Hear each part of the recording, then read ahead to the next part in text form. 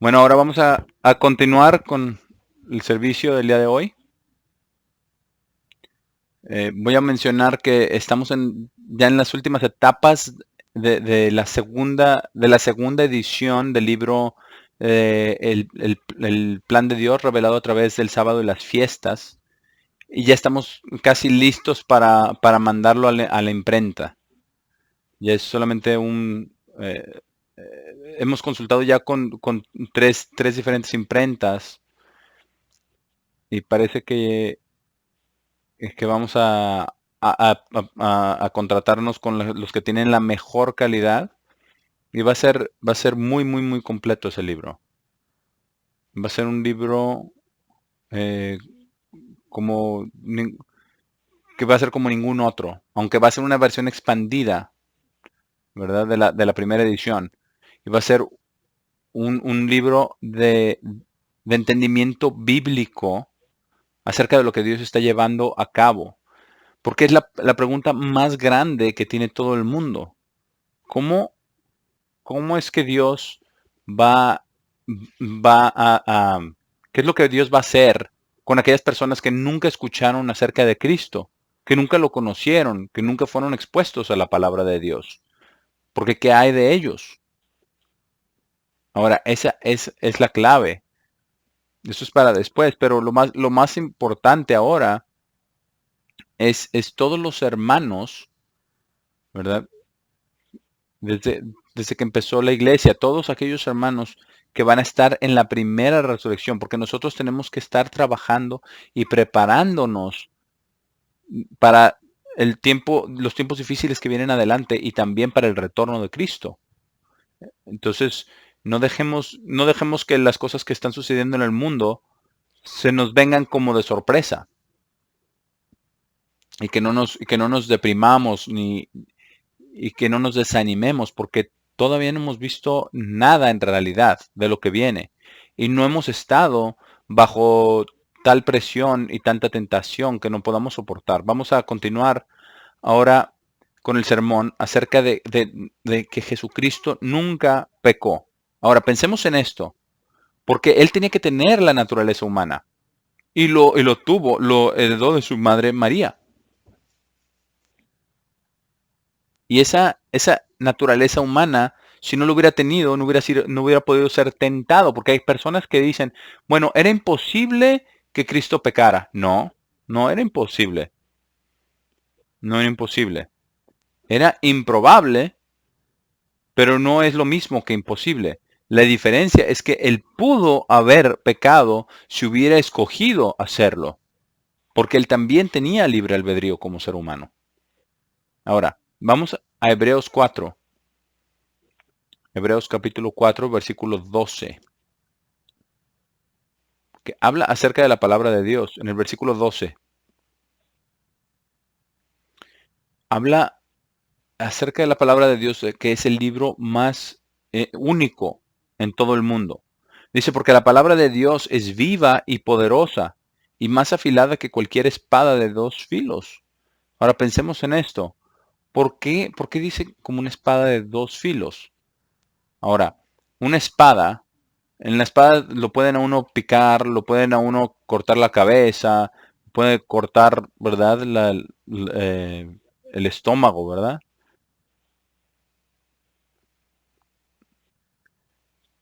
Pero en un programa de televisión hay un programa donde están forjando, ¿verdad? Están obrando las diferentes hachas y espadas, ¿verdad? De tiempos antiguos.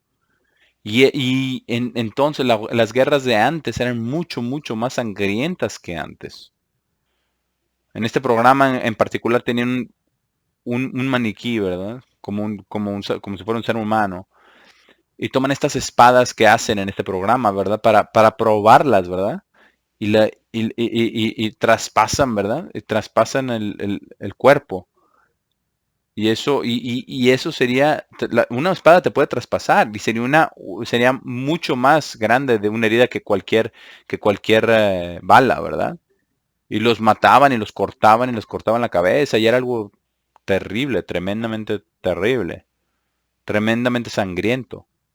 Pero ¿qué dice aquí? Dice, la palabra de Dios es viva.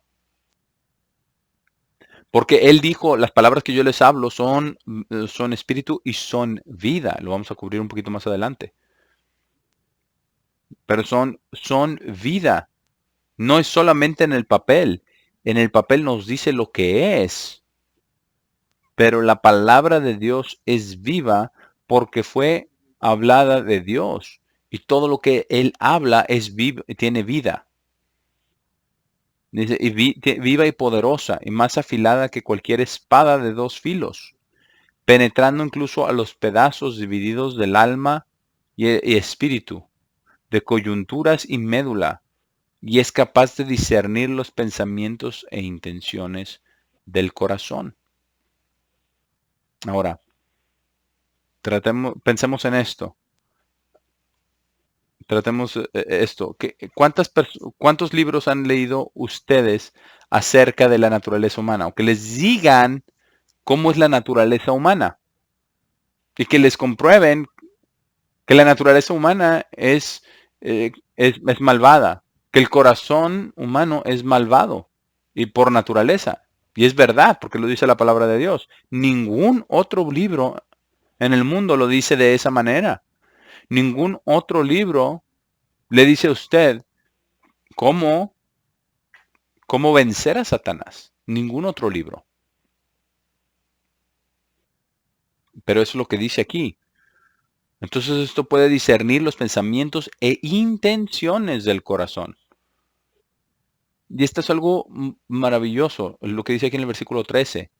Dice, no hay una cosa creada que no sea manifiesta a su vista, sino todas las cosas están desnudas y descubiertas delante de sus ojos, a quien debemos dar cuenta. Y es algo increíble lo que dice aquí. Pensemos en esto. Porque no hay ni siquiera una cosa creada que no sea manifiesta a su vista, ni una. Entonces, cuando Dios nos ve, puede vernos de diferentes maneras. Puede vernos como si fuera, por ejemplo, todas las células de las cuales estamos hechos.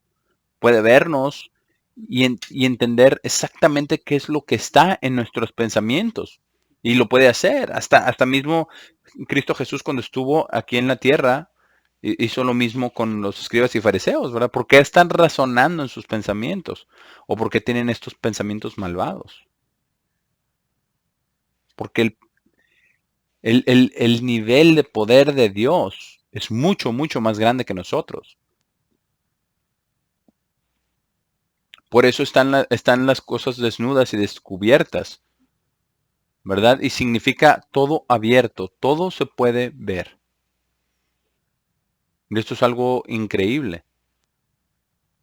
Versículo 14, teniendo por tanto un gran sumo sacerdote, quien ha pasado a los cielos, Jesús el Hijo de Dios, deberíamos sujetar firme la confesión de nuestra fe. Porque no tenemos un sumo sacerdote que no pueda empatizar con nuestras debilidades, porque somos débiles. Ningún hombre puede decir, yo soy fuerte. ¿Quién fue el que dijo que era más grande, más fuerte que cualquier otro hombre? Job. Pero ¿qué es lo que pasó con él? Porque cuando nosotros hacemos algo que Dios dice que hagamos, no tomamos el crédito para nosotros, sino que le damos el crédito a Dios de que lo hayamos podido hacer. No podemos nosotros decir, yo he sido buena persona porque guardo el sábado cada semana. No. Dios lo ha guardado muchos más sábados que tú. Y Él es quien creó el sábado también. Entonces, si lo guardaste cada sábado, muy bien, muy bien. Pero la pregunta es, ¿qué aprendiste? ¿Cómo viviste?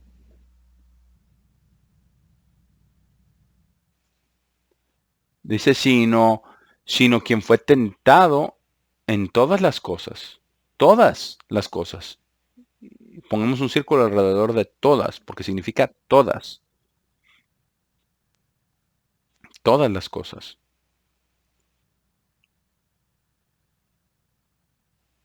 Dice, de acuerdo a la semejanza de nuestras propias tentaciones, aunque Él fue sin pecado.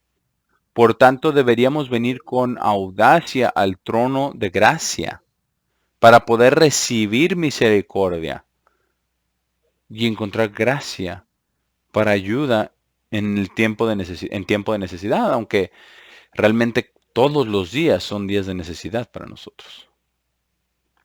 Ahora,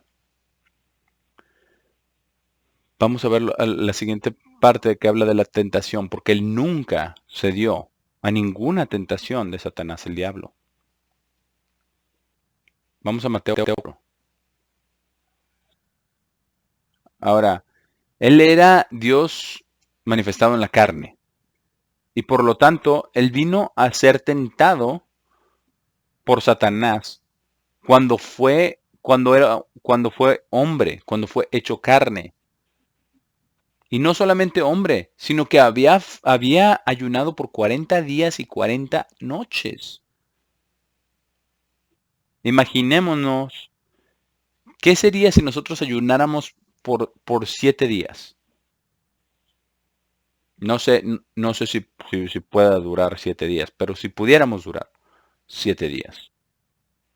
Y alguien nos, nos trajera una jarra con agua helada. Y están los cubitos de hielo, ¿verdad? Y toda la jarra toda con condensación de lo frío, ¿verdad? Y alguien con un vaso, ¿verdad? Después de no tomar agua por 7 días. Mira, solamente toma tantito, está muy fresca el agua. Y la necesitas. Mírate, mira cuánto peso has perdido.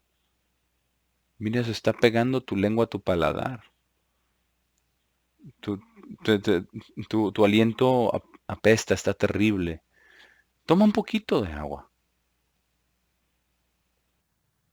¿Lo haríamos? Bueno, así viene Satanás. Así viene, no viene diciendo, yo soy Satanás y vengo por ti. No, no, no. Viene viéndose muy bien, muy amable. Mateo 4. Ya lo hemos leído varias veces, pero vamos a leerlo hoy desde el punto de vista que Cristo no cedió ni por un segundo a Satanás. Y a pesar de estar bajo las condiciones más adversas. Versículo 1, Mateo 4. Entonces Jesús fue llevado al lugar desolado por el Espíritu para ser tentado por el diablo. Y cuando había ayunado por 40 días y 40 noches, después estuvo famélico. Y cuando el tentador vino a él, dijo, sí, ¿verdad? Sí, que está retando su misma existencia, ¿verdad? Si eres el Hijo de Dios, ordena que estas piedras se conviertan en pan. Y lo podía hacer, ¿cierto? Muy fácil. Cuando lamentó a los 4,000 y a los 5,000, él pidió la bendición y era bien poquita comida, pero cada vez que partían el par, crecía más, ¿verdad? Y cuando también daban el pescado, también se multiplicaba, ¿verdad? Y al final hasta juntaron canastas llenas, porque tenía el poder de hacerlo. Pero él no confiaba en su mismo poder, porque esa es la tentación más grande, como el Salvador del mundo, como Dios en la carne. Entonces, cuál fue su respuesta? Y esta es la respuesta que nosotros también tenemos que dar. Nosotros tenemos que vivir de esta manera. Entonces, él respondió y le dijo, está escrito, el hombre no vivirá de pan solamente, sino de cada palabra que procede de la boca de Dios. Ahora, esa debe de ser nuestra respuesta también en la tentación.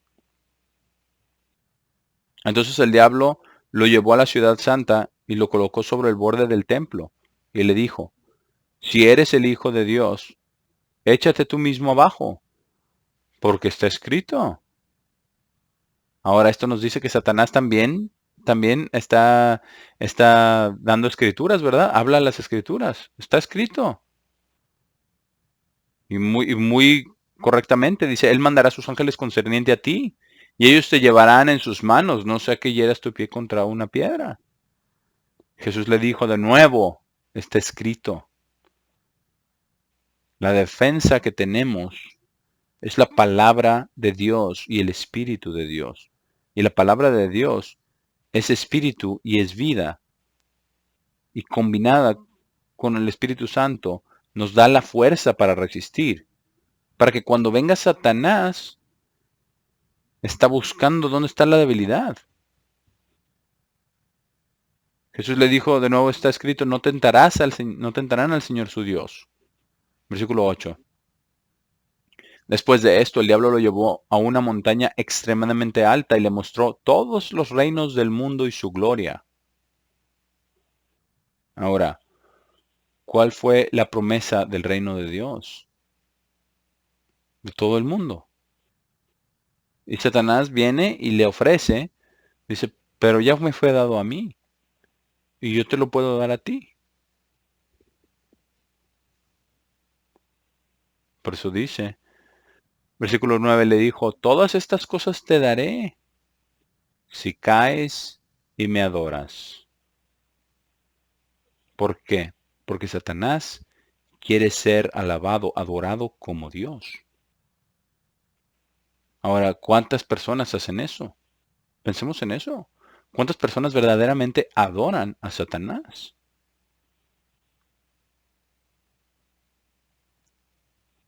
Bueno, quizás podemos pensar de esta misma manera. ¿Cuántas personas apuestan pensando que van a ganar buenas cantidades de dinero, pero terminan perdiendo? Y de todos modos vuelven a apostar y vuelven a perder. Y luego de repente ganan un poquito y sienten que van a ganar. Pero el Satanás ya lo tiene armado, ¿verdad? Como todo lo que tienen los casinos ya arreglado, ¿verdad?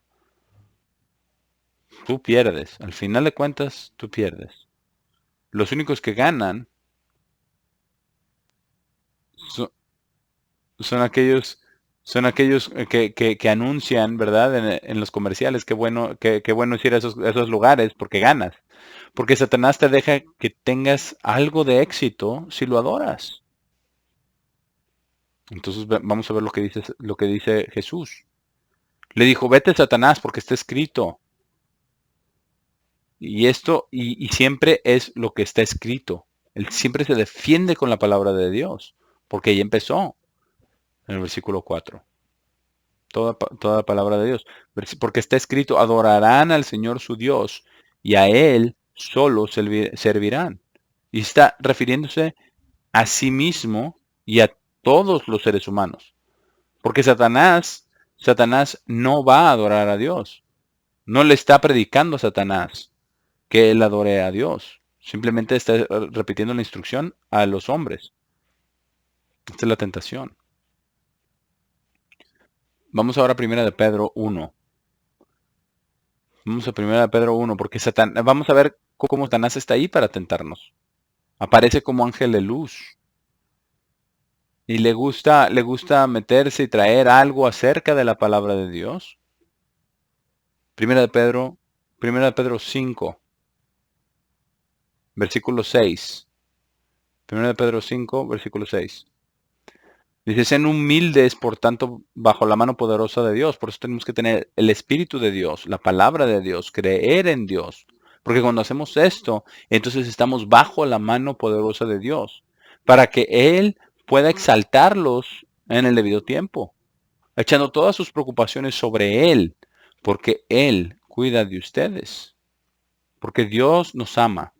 Sean sobrios, versículo 8, sean vigilantes, porque su adversario, el diablo, está merodeando como un león rugiente, buscando a cualquiera que pueda devorar, a quien resisten, como Jesucristo hizo.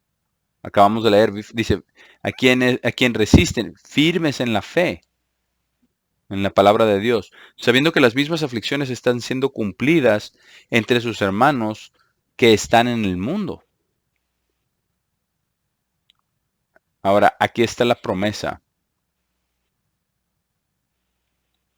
Porque si usted está pasando por circunstancias muy difíciles, es difícil de saber qué es lo que va a pasar, acérquese a Dios. Porque no importa qué tan severo sea la prueba, siempre va a haber una salida. Dios siempre nos ayuda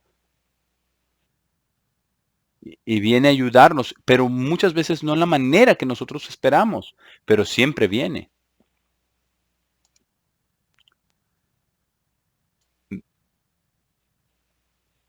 Versículo 10 ahora dice, ahora pueda el Dios de toda gracia, quien nos ha llamado a su gloria eterna en Cristo Jesús, después de que hayan sufrido un poco.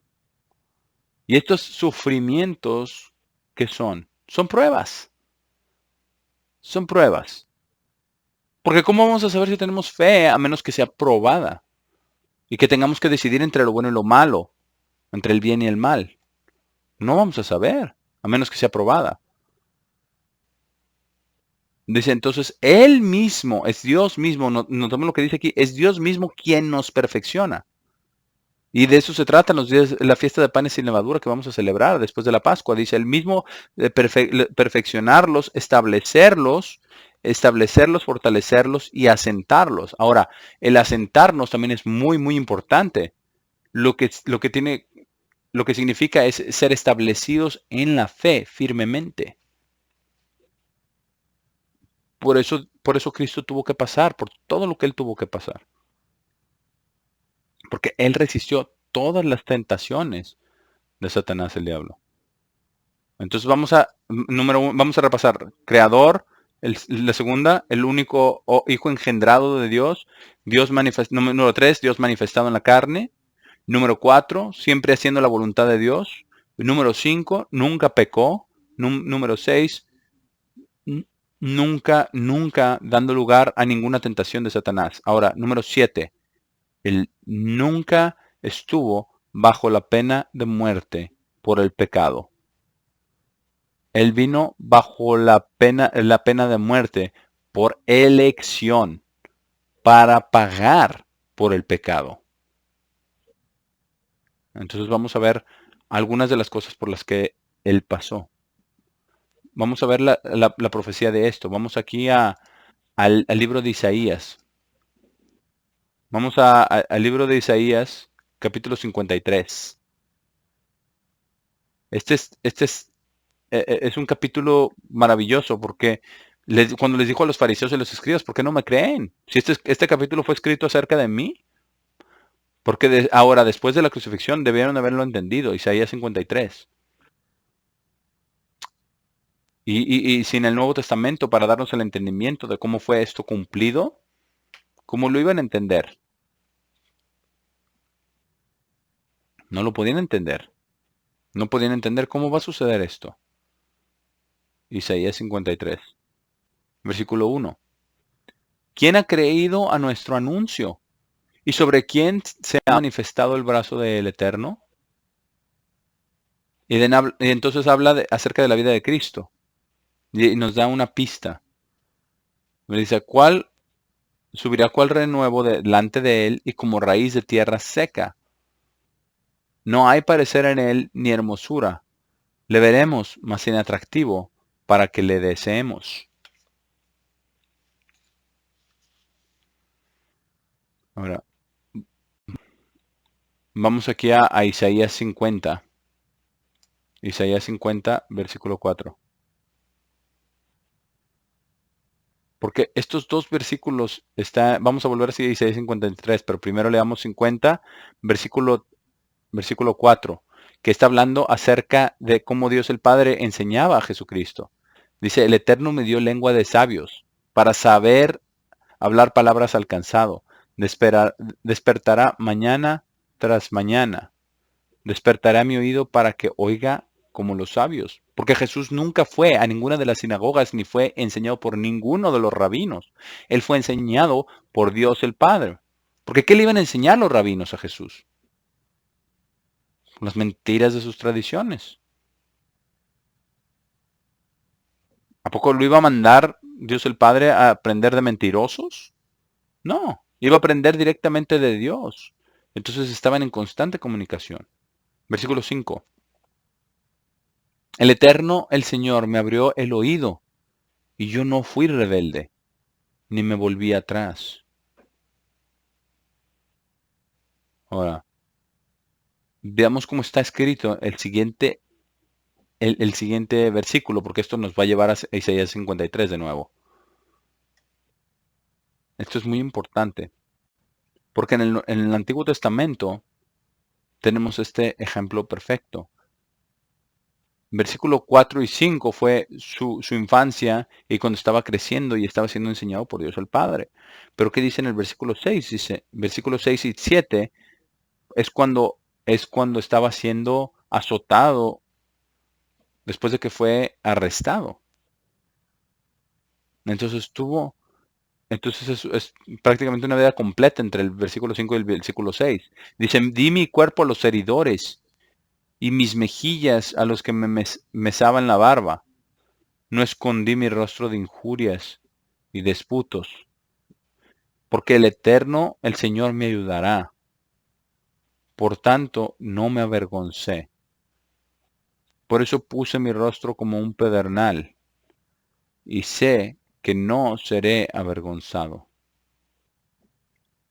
Y así es como Él pasó por todo lo que tuvo que pasar. Ahora vamos a Isaías 53. Vamos a ver qué más sufrió. Isaías 53. Él fue despreciado. Y él tenía que pasar por todas estas cosas, porque cuántas personas han sido despreciados y rechazados por los hombres. Despreciado y desechado entre los hombres, varón de dolores, experimentado en quebranto, y como que escondimos de él el rostro. Fue menospreciado y no lo estimamos.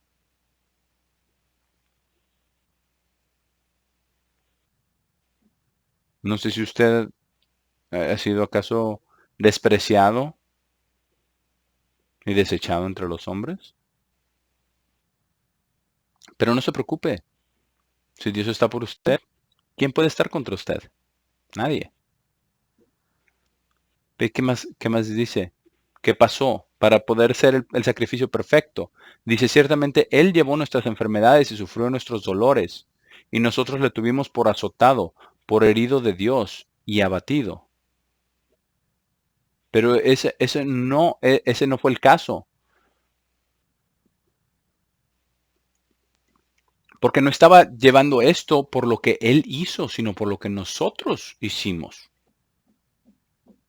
Dice, mas Él herido fue por nuestras rebeliones, molido por nuestros pecados. El castigo de nuestra paz fue sobre él, y por su llaga fuimos nosotros curados. Vamos un capítulo atrás, eh, Isaías 52, versículo 13. Dice aquí que mi siervo será prosperado, será engrandecido y exaltado y será puesto muy en alto. Y eso está hablando de cuando venga a tomar su reino. Versículo 14. Regresa al tiempo de la crucifixión. Dice, ¿cómo se asombraron de ti muchos? De tal manera fue desfigurado de los hombres su parecer, y su hermosura más que la de los hijos de los hombres. Entonces e- e- e- el, el castigo, ¿verdad?, que él tuvo que sufrir fue increíble.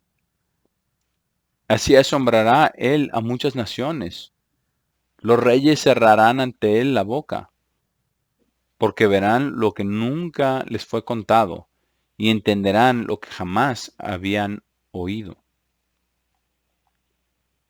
Ahora volvamos acá al capítulo 53 para ver todo esto junto, porque hay otros salmos y otras escrituras que nos dicen acerca de lo que Jesucristo estaba pensando y lo que él dijo, y es algo absolutamente asombroso. Versículo 5 dice, mas él herido fue por nuestras rebeliones, molido por nuestros pecados, por nuestra iniquidad. El castigo de nuestra paz fue sobre él. Y esto significa para que pudiéramos nosotros tener paz con Dios, para ser reconciliados con Dios. Ahora pensemos en todas las epístolas de Pablo. Todas las palabras amor, paz, fe, siempre están en todas sus introducciones a sus epístolas. Y este es el castigo de nuestra paz fue sobre él. Y por su llaga fuimos nosotros curados. Todos nosotros nos descarriamos como ovejas. Cada cual se apartó por su camino. Y eso no es muy, muy interesante, porque todos usamos nuestra naturaleza humana para ir y hacer lo que nosotros creemos que está bien. ¿Cierto? Dice, mas el Eterno cargó en él el pecado de todos nosotros. Y todos significa todos y cada uno de los seres humanos. Angustiado él y afligido, no abrió su boca. Como cordero fue llevado al matadero y como oveja delante de sus trasquiladores. Enmudeció y no abrió su boca.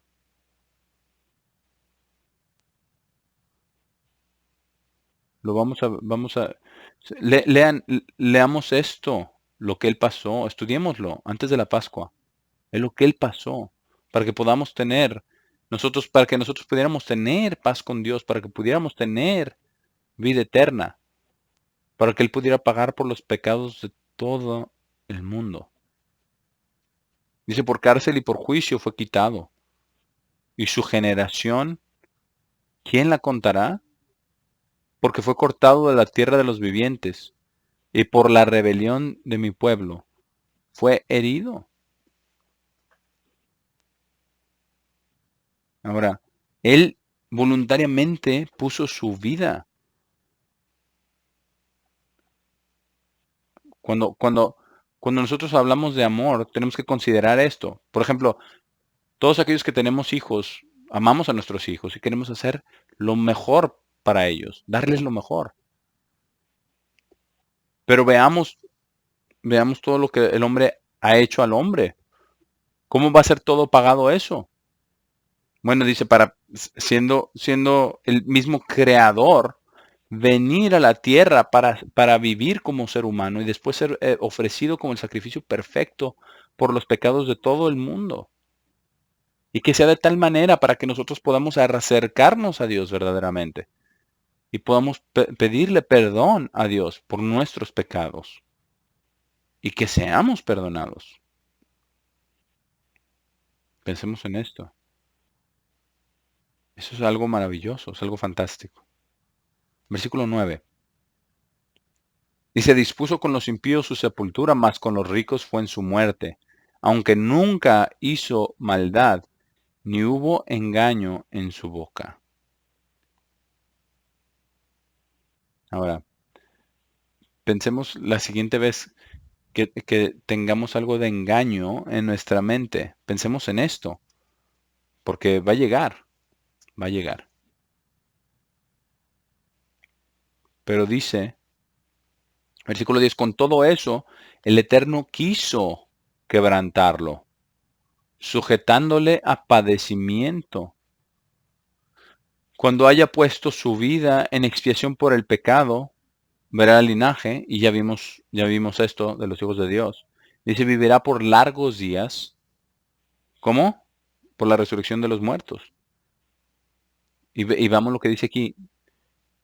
Y todo esto se resume en esta siguiente oración. Porque responde a la pregunta de qué es lo que Dios está haciendo. Dice, y para que la voluntad del Eterno sea prosperada en su mano. El propósito del Eterno, la voluntad del Eterno, para cada uno de nosotros. Y Dios lo sabe. Ahora, versículo 11. Dice, verá el fruto de la aflicción de su alma, de todo su cuerpo, ¿verdad? Eso es lo que es el alma. Y quedará satisfecho.